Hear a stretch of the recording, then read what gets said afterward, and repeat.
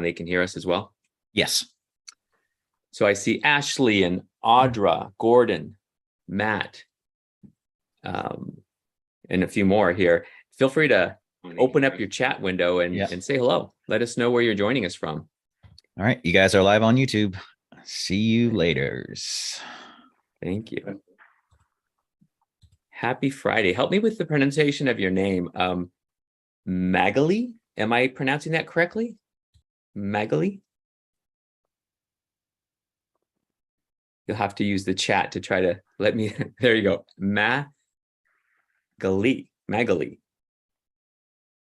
Am I close? Magali? Or Magali? Is that better? Stress is on the GA. Thank you. Magali.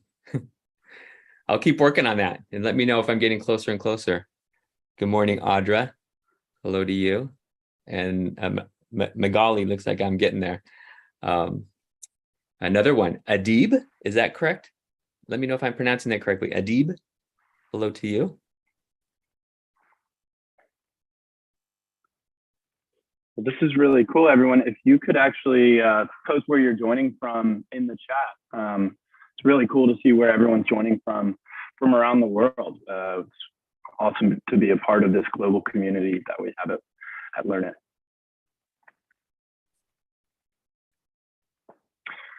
And while you're doing that, David, if you see anything interesting, feel free to call it out. It's really sounds cool good. To see sounds that. good.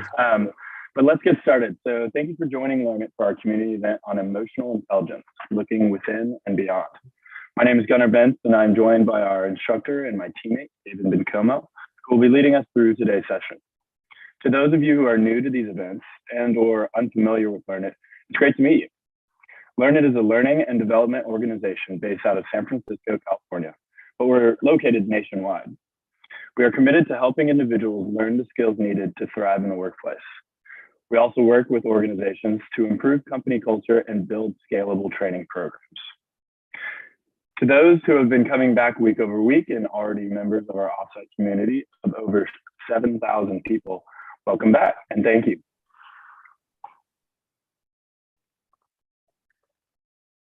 All right, so how it works. We host these Friday events every other week at 8:30 a.m. PST Pacific for 1 hour. We are on a mission to make professional development resources and learning more accessible to everyone. These events are a way for us to connect in community and also a way for you to get a flavor of our content and our full-length workshop and some cool special topics as well. They're always led by one of our subject matter experts or trusted guest speakers. A couple of housekeeping items before I pass the mic over to David. We would love for you to interact through our chat as much as possible. With this being a webinar format, we welcome the chat interaction to include questions and comments. But I also ask that at the end of the session, you complete the evaluation form that I will share in the chat. But for now, without further ado, I would like to introduce you to David. Thank you, Gunnar. I appreciate that. Yeah. Am I going to take over slides now, or how does that work, Gunnar? Or did you have more? Of course. Well, let me just go through your bio here really quick, because we got to brag on you a little. Okay. So David is a learning and engagement leader, instructor, and coach, former director of internal communications at Blue Shield, ProSci certified change practitioner, 20+ years experience in corporate learning, helping individuals and organizations flourish in uncertain times by building personal resilience, developing inspirational leaders, and fostering team unity and engagement. Today, he shares insights and strategies around emotional intelligence, looking within and beyond. All right, David, take it away. I'll hand you the host privileges. All right, thank you. I'll share some slides in a moment, but good morning, everyone. If you see me looking to the side, I'll be doing that a lot because I'm trying to keep an eye on chat, because that's the way you're going to be asking questions. That's the way you're going to be communicating with me. I see a lot of responses already from Los Angeles, from Phoenix, Tyra, good morning, from Emeryville, from New York, Jeannie, and is it Sapana? Let me know if that's correct. Sapana from El Cerrito. Julie, hi to you. Ashley from London. Wow, across the globe here. Welcome to you. And from Kuwait, Sana, welcome. Again, if I share your name and I'm not quite there pronunciation wise, try to let me know through the chat how best for me to correct that. And there's also Kim, I think she's still on the call here. She had sent a chat a moment ago. She says, please change your name by your first name. If you're able to do that, if you know how to do that, see if you can adjust your name so that I have your first name to refer to, or however you want me to refer to you. And again, thank you everybody. If you're just joining now, please chime in, let us know where you're joining from, and say hello to us, because chat is the way we're going to go today. You'll hear a lot from me, but I'll ask a bunch of questions and I'll pause and give you time to respond using the chat window. But jump in with your questions as we go. So today is about emotional intelligence. So we have a full class, which is 2 days. It's two hours on each day. And what I'm going to try to do today is give you just a little taste of each of those days. So day 1 is about emotional intelligence for you, for yourself. It's focused on you. It's focused on self-awareness, understanding your emotions, and understanding ways that you can use those emotions and manage them, regulate them. So it's all about you. That's day 1. Day 2, we turn outwards. It's about others. It's understanding what others might be feeling, perceiving their emotions, and then using that information to create better relationships. So day 2 is about social awareness, focused on others. So again, I'll try to give you just a little bit of each. I'll share the actual slides that I share in the course. I may not go down in detail. We won't have time for that. We won't go into the tools and those types of things, but I'll try to give you a taste of each. So let me know how we're doing. Let me know if you want me to speed it up or slow it down, and definitely stop me when you have questions by jumping into the chat window and letting me know. So you guys ready to go? I want to start with a question that I would like you to write down. So if you've got some scratch paper handy, if not, at least give it some thought. But if you got some scratch paper, even if it's like a sticky note, I want you to write down your answer to this very simple question. The question is, how are you? And I'm going to give you a moment to think about that one. Just simply write down your response to how are you? And then after you've done that, go into the chat window and let me know how you responded to that question. How are you? Give you a moment to do that. I see okay-ish from Tara. Sounds good. Exhausted. Brenda, thank you for being open and honest. And tired from Brenda. Continue to throw these into the chat window. I'm fine. Gary, that's a very, very typical. We get that a lot. I'm fine. If my daughters were to be here, they would say fine. Whether they were or not, they'd say fine. Up and down from Billy. Rachel, let me know if it's Rachel or Raquel. I'm going to go with Rachel for now. Let me know if it's Raquel. Cold, but good. TGIF, yes. Happy Friday to you, Brian. Brian. Let me know if that's correct. Brian or Briani or Brian. Disappointed. Is that Rudy? It looks like you might have either that's your full name, Rudianto, or if that's your first and last name, let me know what that is. Disappointed. Thank you. Great and motivated. I am doing well. Tired, but fine. I'm not well, especially seeing things we can't control around us. Thank you for that, Sally. Tired. I can tell you right now, you're sharing much more than I ever hear, and I'm not hearing you, but I'm seeing it when I ask that question, because typically when we ask that question, we hear things like fine, right? We hear things like, I'm okay, I'm good. And you have those people in your life that always say, doing great, or living the dream. But we don't typically hear the things that I'm seeing here. You're really digging into how you feel, and you're sharing very openly. I see stressed from you, Julie. Thank you for that. So let me ask you this question. When we ask people how they're feeling, what do they typically say? And I have seen some of those here. Feel free to put those into the chat window now. What do people typically say to you when you say, how are you? Or when you say, how you doing? I see again, fine, good, fine, or good. And that's what I typically hear. So the point of this is we don't always know how we feel. Plus, we don't always want to be as honest about how we feel. And that's part of what we cover in this class, because it's about getting in touch with our feelings. So when people are experiencing emotions, they're only able to identify 3. They can only identify three emotions when they're actually feeling them. I'm going to share them on the screen in a moment, but feel free to guess. You can throw it into the chat window what those three emotions are that people typically are able to identify when they're asked. So let me share my screen with you now. I see tired, stressed, angry. Angry is definitely one of those. So Gunnar, are you seeing my screen okay? Yes, all good, David.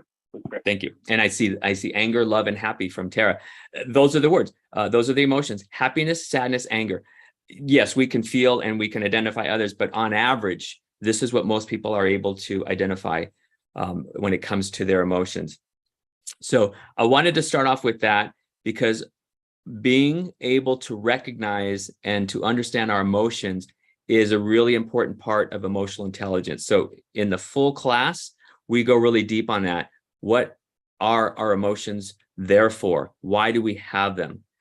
So I want to talk a little bit today more about feelings because it's really foundational to the course. So we'll try to cover as much of this as we can today. But I want to start off with a really wonderful quote. Hopefully you're able to see this on the screen. Our feelings are our most genuine paths to knowledge, by Audre Lorde, an American author and civil rights activist. So I love this quote. I think it really represents the spirit of what we're trying to capture when we talk about our emotions.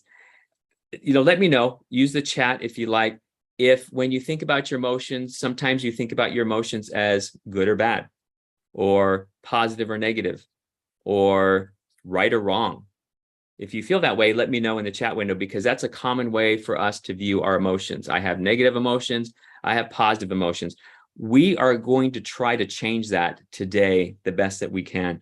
We want to look at our emotions not as good or bad, not as right or wrong, but as information. When it comes to emotional intelligence, if we can think of our emotions as trying to tell us something, that's where we get a lot of value out of them. It's our job to figure out what they're trying to tell us. So we don't want to hide them. We don't want to judge them. We don't want to be ashamed for having them. It's really important to understand what they are trying to tell us. And ultimately, like this quote says, our goal is to use them as paths to really understanding who we truly are. So in the full class, I like to give something that I'm hoping everybody takes away. And I'll give that to you as well. I don't know if we'll have enough time to get really into it deep, but here's what I'm hoping that you walk away with today. We don't choose our emotions, but we can choose how we respond to them. Okay, that's really important. Sometimes we respond in ways that we regret because we didn't take the time to really think about what we were feeling and how best to react. So that's what the course is all about, understanding our emotions and then being able to regulate them so that we can react, we can respond in helpful ways. But again, we don't choose our emotions, but we certainly can choose ultimately how we respond to them. That's very foundational to the course. And Julie, well said, it's about ownership, taking ownership of your responses, which can be hard to do if you don't understand what you're actually feeling. So that's what the course is really about. Tara, we often react instead of respond. That's a good way to say that. Responding is what we want to do, being thoughtful about our response versus just having an intense reaction to it. So a lot there. I want to share with you what we typically cover in the course. We will actually cover quite a bit of this in this short hour here. But here's the agenda for the full course. This is actually the agenda for just day one. So we talk about what is emotional intelligence and why it matters. We'll do that today. We talk about the brain's role in emotional intelligence. We'll also do that today. And then we go through a model to help build emotional intelligence. We won't have time to go through each piece of the model, but I will share with you the model so you have an understanding of the basics of the model and the pieces in it. And then we go deeper and we practice skills and behaviors. Won't have time for that today, but we will at least talk about some of those. Okay. Adib, to finish the job the best way, we have to consider emotions. Absolutely. Couldn't agree with you more, Adib. Our emotions play such a role in our lives. And I would guess, Adib, let me know if you agree, and others, in the workplace. They have a big role in the workplace because we're human. We all have emotions and they affect our decisions. They affect the way we interact with others. So again, the first part of this 2-day course, which we're talking about today, is focusing inwards. It's about building emotional intelligence for ourselves. And then the focus of day 2 is about shifting outwards, focusing on others. Thank you, Adib. Looks like you agree. All right. So let's get into this.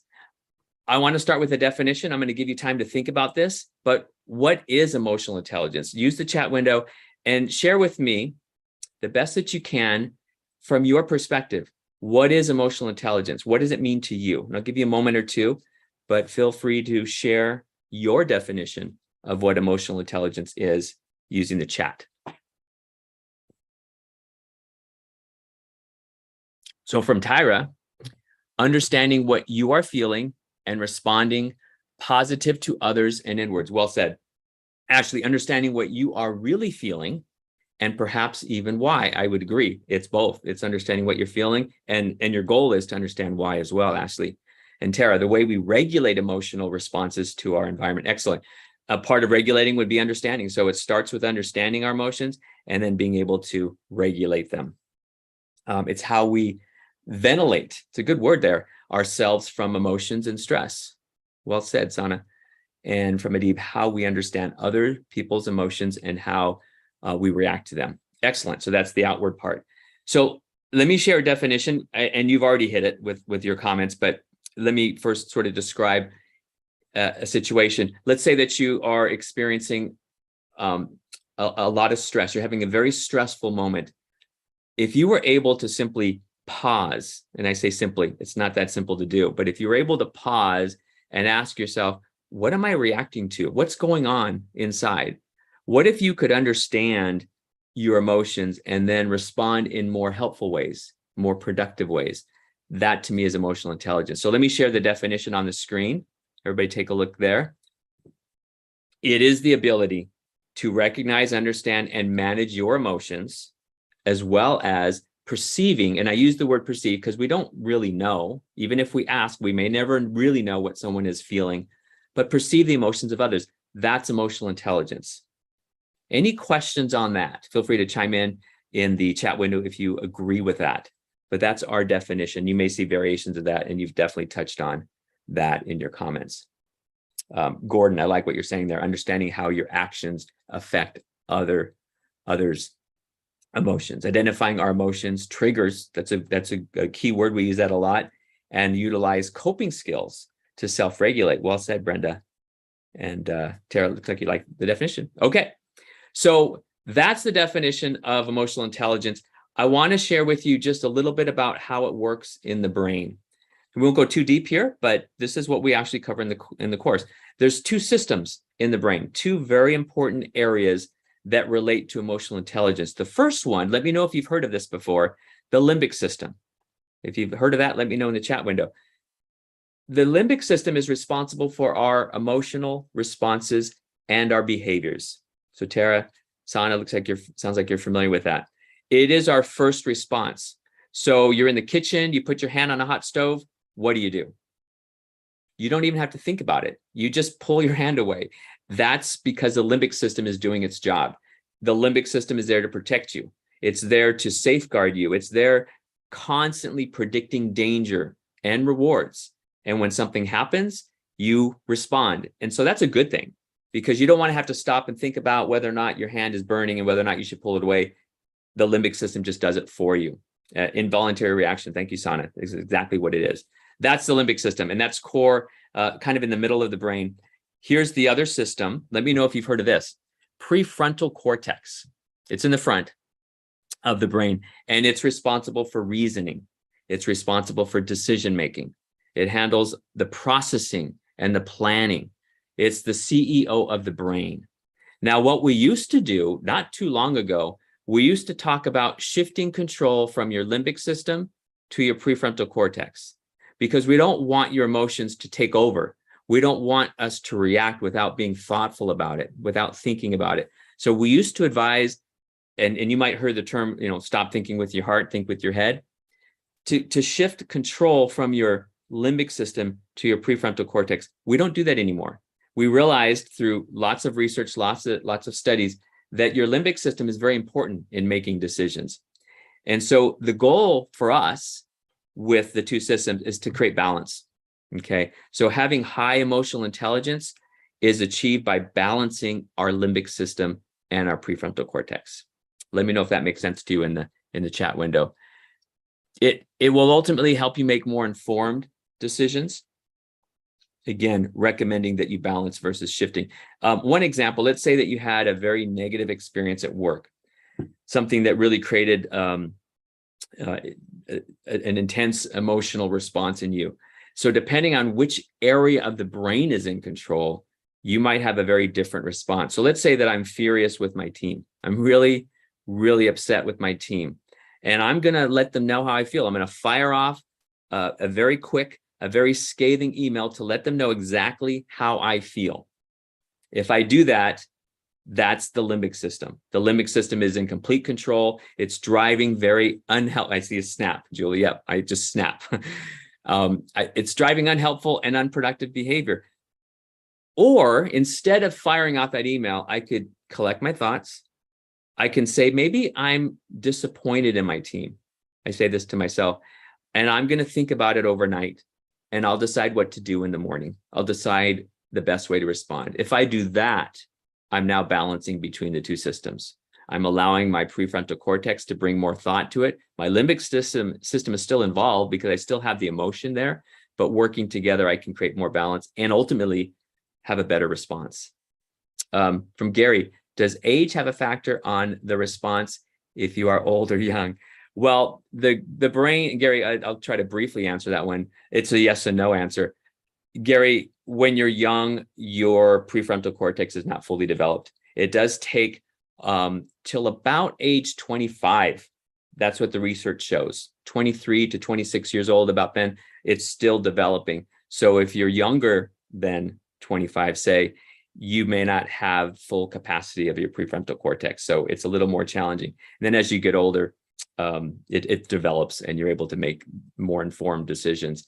And then as you get older into the senior years, you hear about declines and so on. And sure, there is declines, but there is ways to keep your brain sharp and to keep both areas of the brain still functioning as they have throughout your life, if not even more so. But it does take intentional work. So thank you for the question, Gary. Okay, any questions about that? That's probably one of the big takeaways is creating that balance between the two. Let me share the model with you. We won't go deep on each piece, but I want you to see the pieces that we cover and how they can help build more emotional intelligence. So the first piece is being self-aware. Being self-aware is recognizing and understanding our emotions. That's it. It's just understanding what we're feeling. And I heard someone earlier mention why. So why we feel the way that we do. It's it's our way of observing ourselves, how we feel, how we behave. It's about being mindful. Okay. And I see a comment from Galaxy Note. I don't know if that's your name, Galaxy, or if that's just the phone you're using. But isn't it also said it's important to express emotion that comes and not keep it in or suppress it, lest you hold it in and it ends up. It's well said. And if you know how to change your name on that, please let me know your name. That's well said. Our goal is not to hide or suppress. In fact, when you suppress your emotions, it actually creates sometimes more of a reaction at some point. But our goal is to recognize and appreciate and accept those emotions. And then, as I mentioned earlier, it's information. Our goal is to understand what those emotions are trying to tell us. So we don't want to suppress them. We want to be able to express them. Our goal here is just to not express them in ways that we don't want to, in unhelpful ways, lashing out, that type of thing. Okay, that's the first piece, self-awareness. That's core, that's foundational. Once you've done that, you move to self-regulation. And regulation is where you find meaning behind your emotions. And you choose, because you do have a choice, our response, even though it doesn't feel like it sometimes. Ultimately, we have a choice. And that's what the course is all about. How do you take that moment? How do you take the moment to understand what you're feeling and then be able to choose a response that's more helpful for you. So again, it takes a lot of work. It takes mindfulness. And then finally, self-improvement. Learning to make better choices and developing effective behaviors. Essentially what that piece is, it's really improving upon the first two. It's you've started to understand your emotions, you've started to be able to regulate them, and you start to put that into practice, and then self-improvement is continuing to improve upon that. And Galaxy, again, I see, so is holding on from firing that email suppression. Oh, good question. No, you're not suppressing your emotions. You're taking a moment to really think them through and to think about what response would be the best in this situation, whether you do it overnight or do it for 5 minutes. You're not automatically responding, but what you're doing is you're taking the time to understand, to process before you respond. So ultimately you will have a response and you will express how you feel. So it wouldn't be the same as suppressing it. Suppressing would be you just never say a word. And you it's further than just not sharing in an email or verbally, but it's not even really admitting it to yourself. It's like pretending it's not there. That's more about what I think of when I think of suppression. So hopefully that helps, but feel free to expand on that thought. Okay, questions, thoughts. That's the framework. Those are the 3 pieces. So for today, what I want to do, as far as the first part of the class, the first half of the class, I want to touch on self-awareness.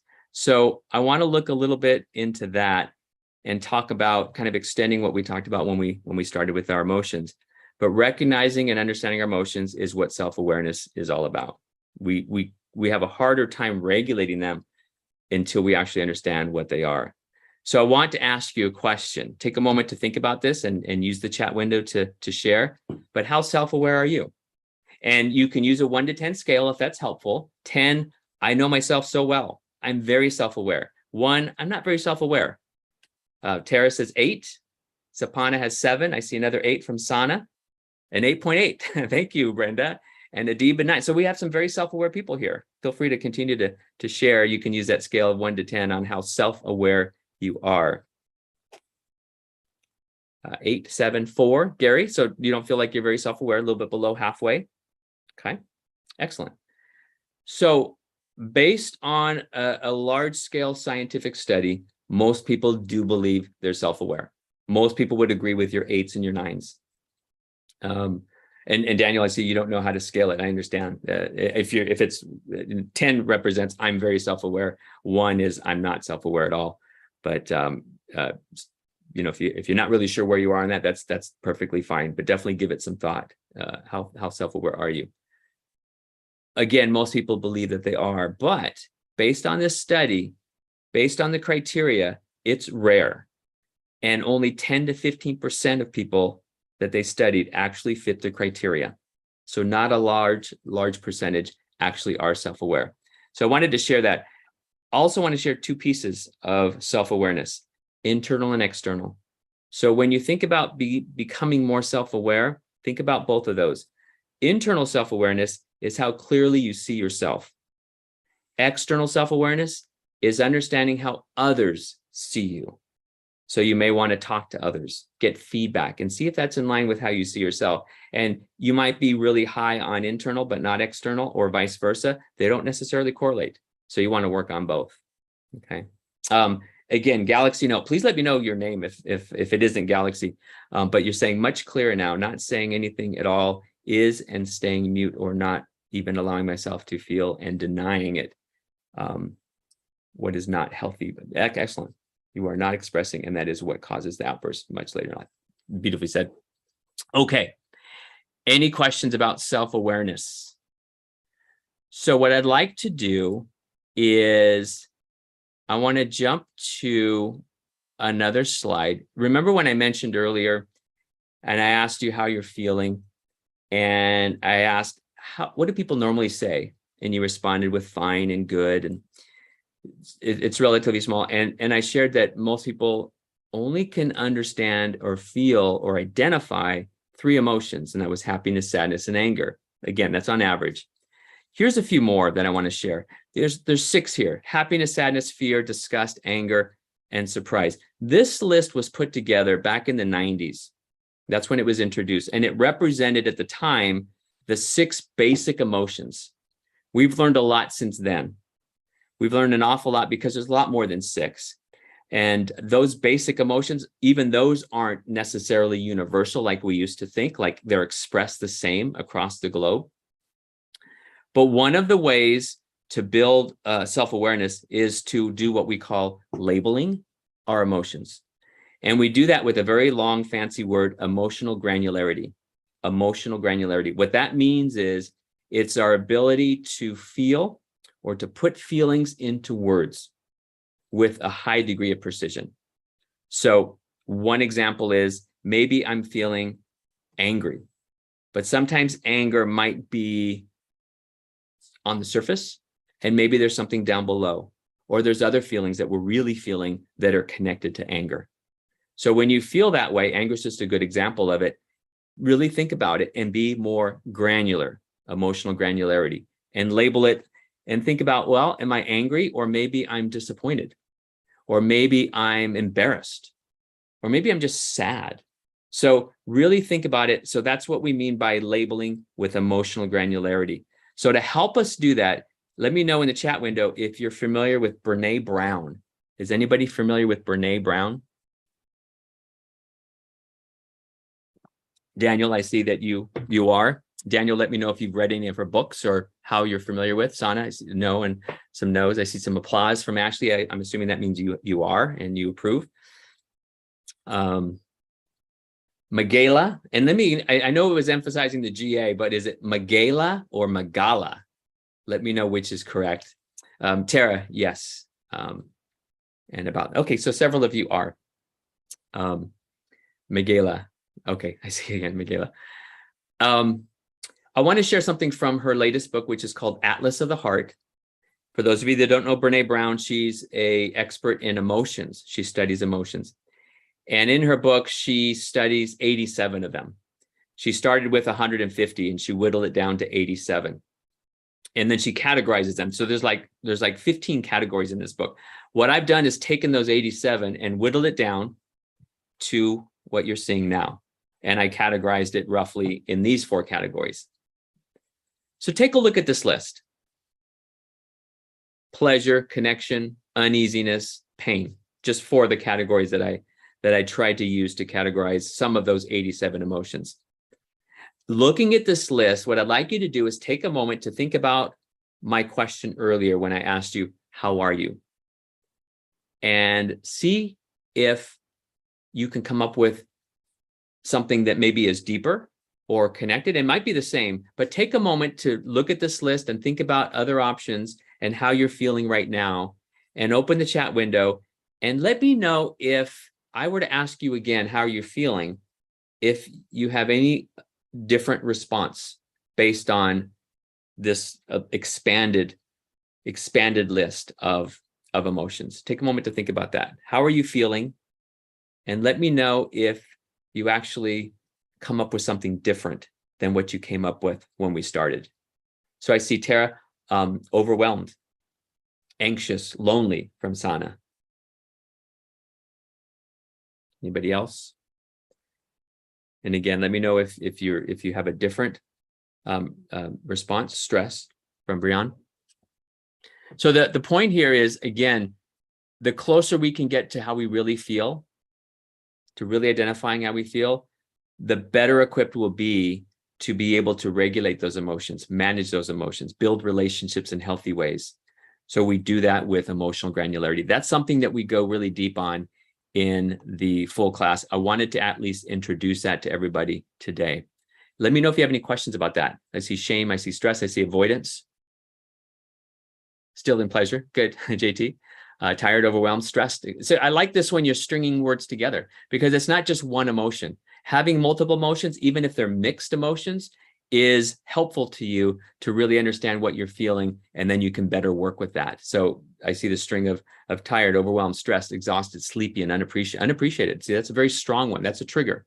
That's definitely a trigger. Thank you for sharing that. Overwhelmed, boredom leading to sadness. Tara, I hope I'm lifting that a little bit for today. I'm going to try to be as engaging as I can. Hopefully this helps. Overwhelmed, tired, grief, calm, relief, pride, frustration. Again, mixed emotions there. So really good stuff. Any questions at all about what we've covered? We won't have time to go deep on the tools, but I want to share with you where we go with this in the class so you have an idea of some of the tools available. So how do you begin to develop more self-awareness? If you don't feel like you're self-aware, if you didn't put an 8 or a 9, when I asked earlier, if you would put a 4, I think it was Gary who put a 4 earlier, and you want to raise that number, here's what we do in class. We talk about creating a balance between the limbic system and the prefrontal cortex. And then we do this with something we call mindfulness. So is anyone familiar with mindfulness? If so, please share in the chat window what it means to you. What is mindfulness? And we'll use this to wrap up sort of day 1, and then we'll see if we can touch on something from day 2 before we wrap up today. Again, Galaxy Note, if that isn't your real name, please let me know what your name is so I can refer you that way. But being present is dead on. Mindfulness is being present. JT, yes, to be present. Being present in my thoughts and fully experiencing them. Sadia, yes, here and now. Exactly. Focus on the here and now. Yeah, you've got it. Here's a standard definition. I think you already got this. Intentionally noticing what's going on in real time. And I also see from Caitlin, being intentional. Yep. These are all really good thoughts. So we go deeper on that. Mindfulness is something that would be that we would focus on to be more aware of what's going on. And then we take that to another level. We build in some tools to practice being mindful. From Sana, it's being aware of the present and living in the moment. Good stuff. Any questions at all? That's a little something from day 1. I want to share a little something with you for day 2. So let me, and I have all the slides here from both days, so I'm going to go ahead and scan and pull from day 2. And I'll start by sharing with you the agenda, which is the agenda for day 2. So we start with another model to build emotional intelligence for others. The model we just looked at the beginning, those 3 pieces, was building emotional intelligence for ourselves. Sally, I see mindfulness equals cautious, but with a question mark. So if you're asking, is that true? It could mean that to some. I wouldn't say that's the point of it. The point isn't any type of actions, any type of concern. Caution might be a concern. Mindfulness is simply recognizing what's going on in real time, what's going on right now, being present. It's simply being aware of what's going now. Caution might be something that enters into that because you're aware of something challenging right now that creates caution. But mindfulness itself is not equal to caution. It is equal to understanding what I'm experiencing in the moment. And let me know if that helps, Sally. So we introduce a model, and I will share that model with you again, just so you get an idea of what's covered in day 2, and then how to build empathy, because empathy is such a big part of emotional intelligence. It's such a big part of understanding what others are feeling. It's putting yourselves in their shoes. Then we look at ways to connect and work with each other effectively, another big piece, and we practice some tools. So that gives you an idea of what we cover in that particular class. Let me share with you the model for day 2. 2 pieces to this one. It's a little shorter. One is empathy. So this is sensing the emotions and the needs of others. It's about recognizing what they might be going through, putting yourselves in their shoes. That's empathy, feeling what they're feeling. And then the second piece is relationship management. So by the time we get to the middle part of day 2, we've taken everything that we've covered: self-awareness, self-regulation, self-improvement, and empathy.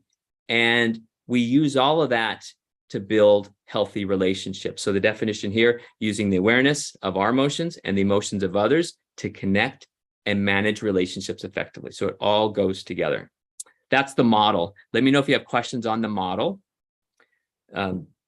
Relationship management is building trust. It's earning respect. JT, let me read what you have here. I am so grateful to be present, mindful of myself. It protects me and navigates the emotions listed in pleasure that I'm having, yet others are driving elsewhere. Excellent. Good stuff. Yeah, being mindful, being present, being aware of what's going on in real time is so beneficial to you versus looking to the past, looking to the future. Yes, there's value in learning from the past. There's value in planning for the future. But if you can be present, it is very fulfilling. And it is really all that you have, according to some experts and some books out there. It is all that really exists, is what, if you want to get very philosophical, but it is definitely something that could be, that should be valued. Okay, questions on this framework? This again is a snippet of day 2. Let me share with you one piece of day 2 that I think might be helpful to walk away with. Empathy is the first piece, but again, sensing the emotions of others. So this, again, we don't really know what others are feeling, but we can ask them.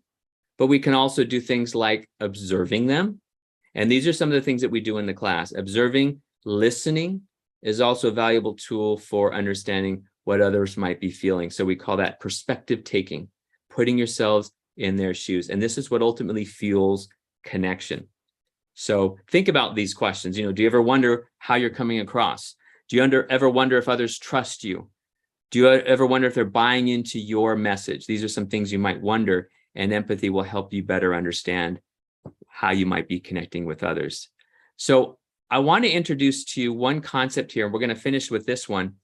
It's something that was introduced by Dr. Mark Brackett.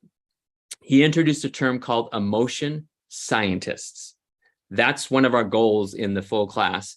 We'll take some time to talk about it today, but it's to become emotion scientists as opposed to emotion judge. This will help us develop empathy. So let me share with you a little bit about both. We'll start with emotion judge.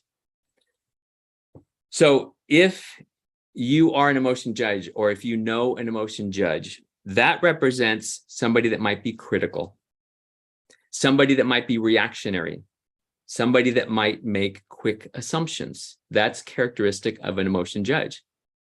They also may not care to know how you feel, or they may prefer to tell you how they feel. They may base their judgments on limited information. That's characteristic of an emotion judge. And finally, they don't spend time reflecting on their own emotions or even how they deal with them.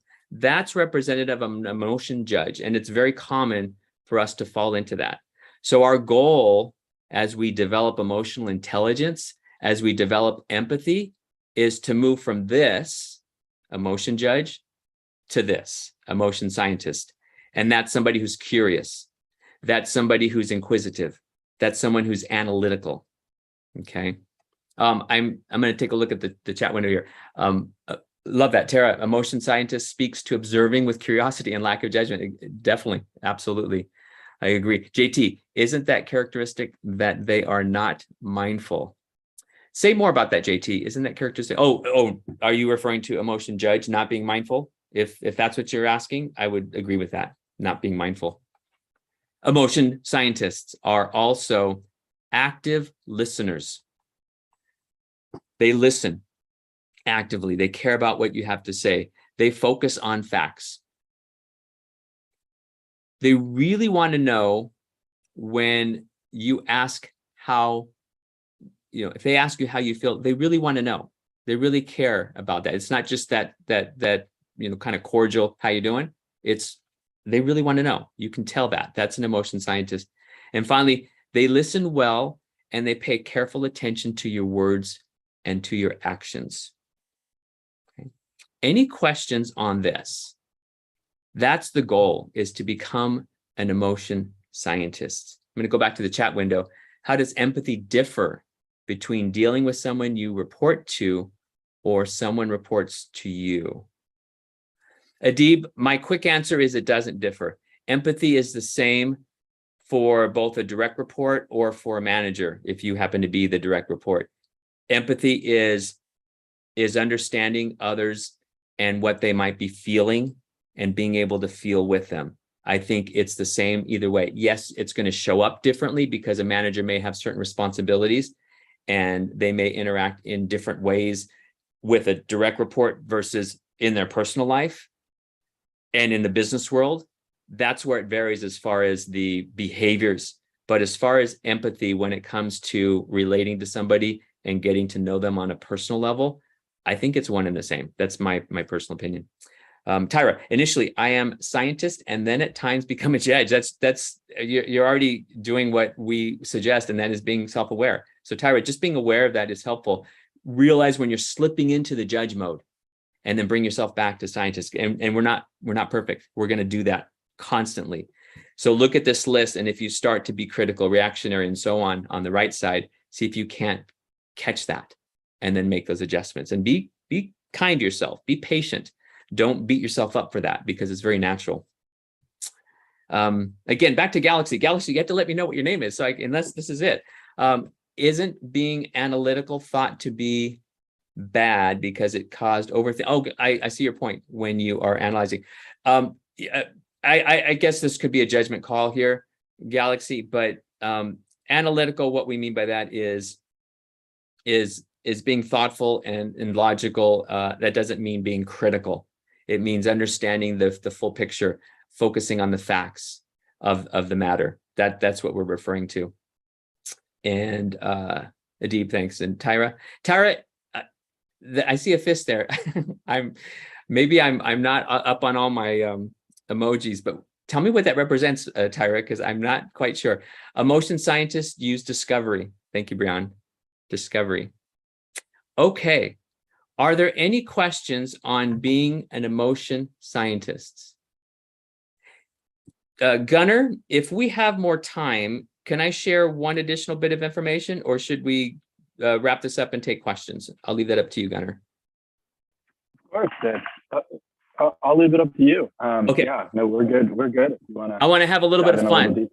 I want to have a Awesome. little bit of fun. So I'm going to share a little bit more of what we cover in the class. So I'm going to do a little test here. I mentioned to you that one of the ways to develop empathy is to observe and to listen and do something we call attunement. Those are some key tools. But I want to start with observing and at least share this before we wrap it up and test your observation skills. So use the chat window to respond to this. And I'm going to go back to the chat window though real quick. Just that I was saying thank you. Oh, thank you, Tyra. And then JT, I love that. Be kind, be patient, because we're mindful. Yeah, we'll draw the critic from the non-mindful. JT, another word that comes to mind is, and which just flew out of my mind, but it's back, self-compassion. Have self-compassion. Be good to yourself. Treat yourself like you would treat a friend. A friend is down, you're there, you support them. You're down, support yourself. Don't beat yourself up. Okay, I'm going to share some pictures of some people, and I want you to tell me how these people feel. This is to test your observation skills, which is one of the key pieces of developing empathy. So use the chat window and tell me how this person feels. Give you a moment to think about happy, glad, happy, confident, content. Thank you. Happy, pleased, smile, happy, excited. Cynical, interesting. Is that pronounced Farouz? Farouz, let me know if that's correct. Friendly. All right. So you can see that we got a little bit of variation there. Enthused. Okay. Part of the challenge of being developing empathy is reading facial expressions. It's the first thing you notice about people. How about this one? This next picture. What is this person feeling? I see upset, a couple of upsets, frustrated, exhausted, stressed, overwhelmed, exhausted, grief, overwhelmed, sad, disappointed, more frustrated and disappointed. All right. So we are tuning into our ability to recognize what others might be feeling by simply observing. This one's interesting. What is this person feeling? This young person here. I see thinking and I see irritated. I don't know if irritated was from the previous picture or from that one. Let me know to confirm. Lonely might be a headache. Lonely, judgmental, and boredom. skeptical, inquisitive. So this is where we start to see some variation. And this is what I've typically seen in most of the classes. Can I do it? Yeah.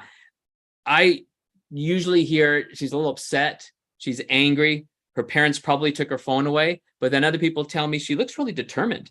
Like she's determined. She's concentrating. She's focused. She's planning. Like what you're saying, Adib. Can I do it? So you can't always be sure with the facial expression. So it does take more thought, and you may have a conversation and be able to learn a bit more. Daydreaming, planning for sure, sarcastic. That's an interesting one. Yeah, Sadia. Again, let me know if I'm pronouncing that correctly. Sarcastic thinking. Here's another one. Just a couple more, and we'll wrap it up with these last two here. How about this person? Thoughtful, praying, anxious. So you can see some variation there. Might look a little anxious, but might look very thoughtful. Hopeful, that's a good one. Worried, but hopeful. So maybe some mixed emotions there, anxious, or just hearing good news, sad and concerned. So you can see it starts to change with some of these. We're not really sure, but that's where we start. How about this last one?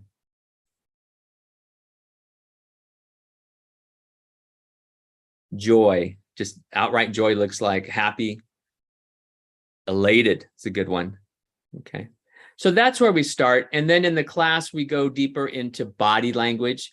We talk about open body language. We talked about closed body language, what to look for. And then when you feel like somebody is showing or demonstrating closed, what does that mean? What do you do with that?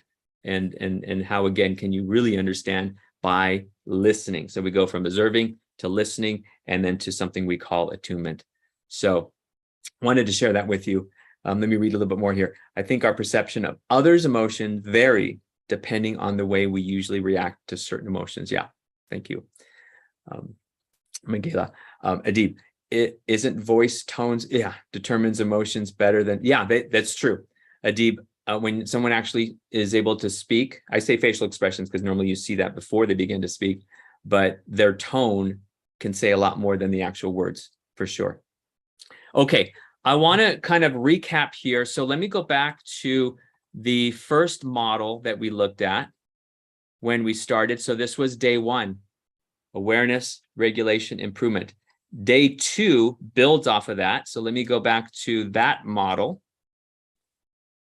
And that model represents the empathy and relationship management. That's the social awareness piece. So if you combine those models, might look a little bit overwhelming, but I did throw them all together on one slide for those that chose to take both classes back to back. It looks like that because they all build on each other, and it is somewhat circular. So it does go in both directions.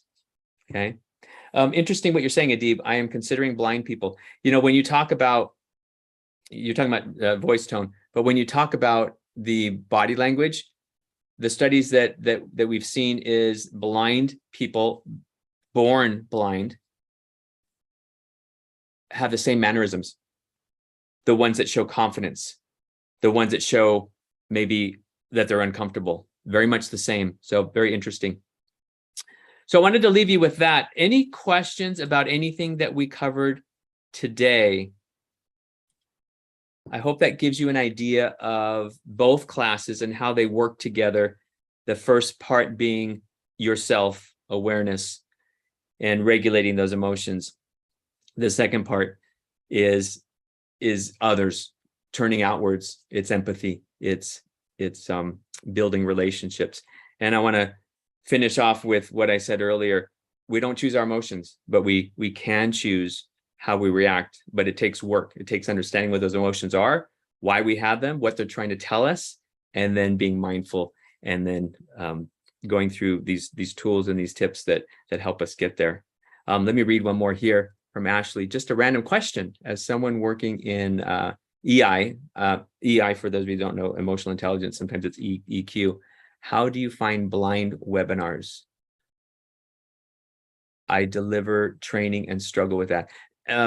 Ashley, thank you for the question. Gunnar, I don't know if you have an answer to that because I don't, but maybe you can answer that. But I'll go ahead and open up to questions, or Gunnar, anything that you want to close with. Yeah, let's take some questions, and then I've got some closing remarks for you, Dave. All right, here's one I'll read. If you are not a confrontational person and want to express practice expressing. What might be a good way to express, using the email example, like if after you've collected your thoughts, etc., and still decide not to say anything the next day, but it's eating you up inside and you're fearful of the confrontation that's escalating, what might be a healthy way to do it if still growing.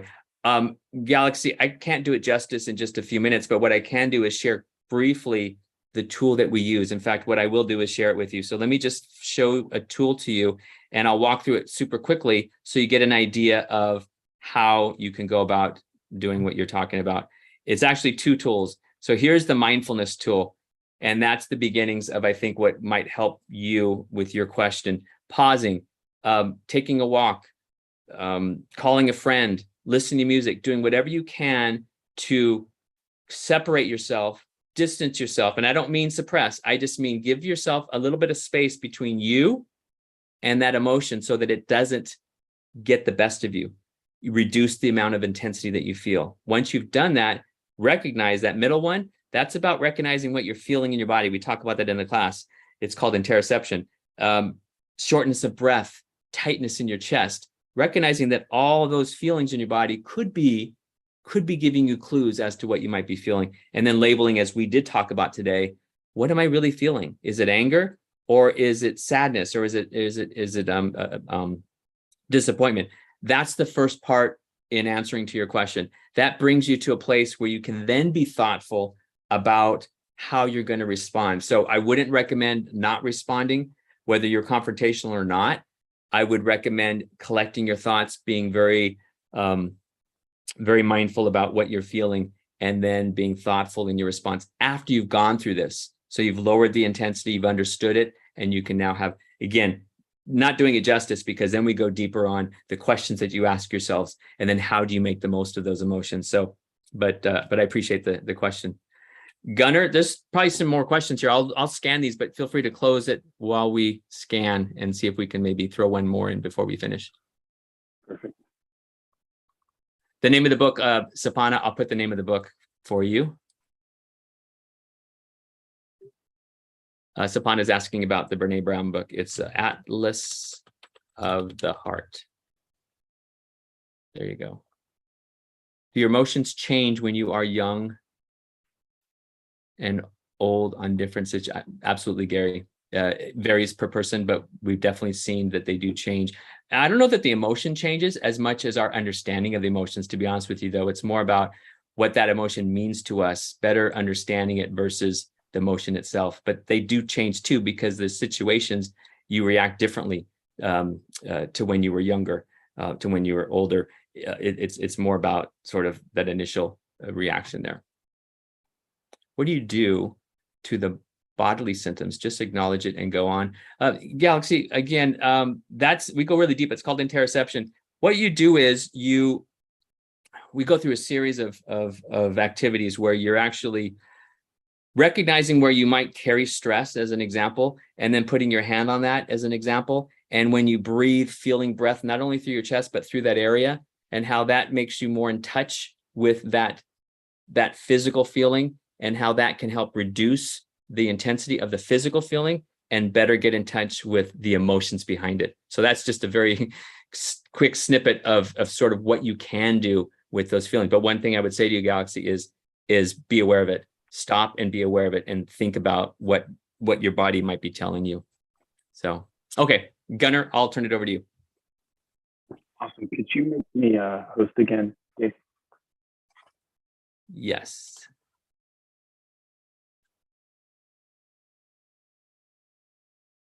There you go. Great.